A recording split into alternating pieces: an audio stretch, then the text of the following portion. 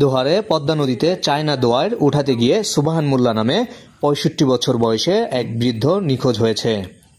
শনিবার বিকেলে উপজেলার মাহমুদপুর ইউনিয়নের চরপুরিলিয়া এলাকায় এই ঘটনা ঘটে।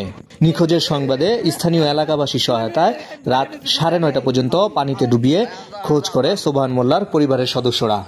তবুও সুবহান মোল্লাকে খুঁজে পাওয়া যায়নি।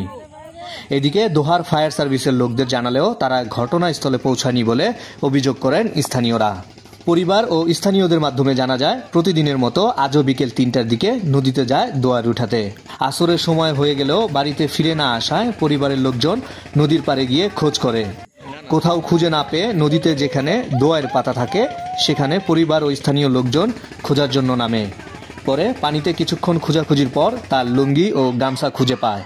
তখন তারা নিশ্চিত হয় যে সে পানিতে ডুবে গিয়েছে। নিখোঁজ সুবহান মোল্লা ছোটবেলা থেকেই পদ্মায় মাছ শিকার করতেন বলে জানায় পরিবারের সদস্যরা। এদিকে নিখোঁজ পরিবারের সদস্যদের কান্নায় পরিবেশ ভারী হয়ে ওঠে।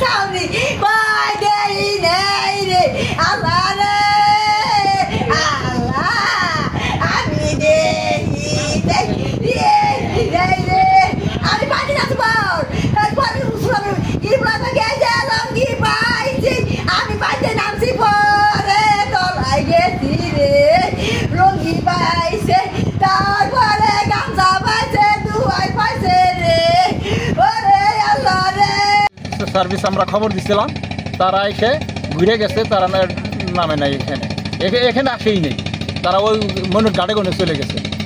এলাকার মুরব্বী সুবহান মোল্লা সে চায়না দুয়ারি পাতপাড়া এসে তারে যে সে পড়ার পরে তার খোঁজার পরে পাওয়া যায় নাই।